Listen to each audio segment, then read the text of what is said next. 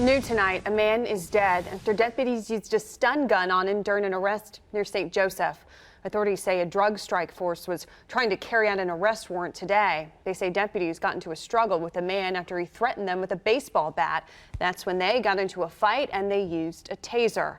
Soon afterward, they took him to a hospital where he died. His name has not been released.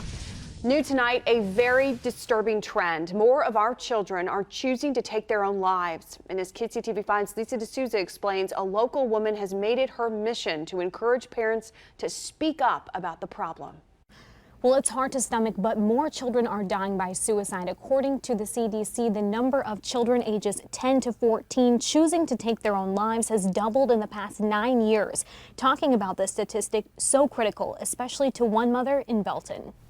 Sarah's room still reflects the personality of the 16-year-old her family adored. Sarah loved penguins, reading, learning. She was a perfectionist and a girl who just loved to be silly. She was 16 years old, full of life. She had just gotten back from Spain. She took 10 days with her school. Her mother, Allie Doss, speak to your kids, ask them. Will never forget July 30th of last year, the day Sarah died by suicide. The light was suddenly gone from her world.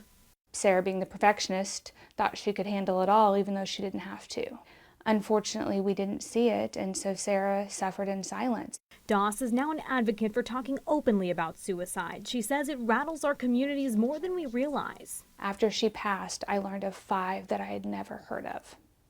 5 suicides. According to the CDC, child suicides between the ages of 10 and 14 have doubled in the past 9 years. It spiked the hardest in 2014. That's when the CDC reported 425 child deaths.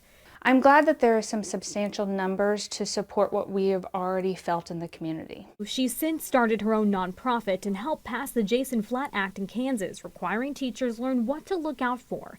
And while she focuses on her own healing. Cope. You latch on to hope is kind of what I have done over the last year. Yes! There is comfort. Here, Bear, you are going to one direction. Knowing and sharing Sarah's story can help save someone else. Trying to find any way I can to understand what she struggled with and trying to help others.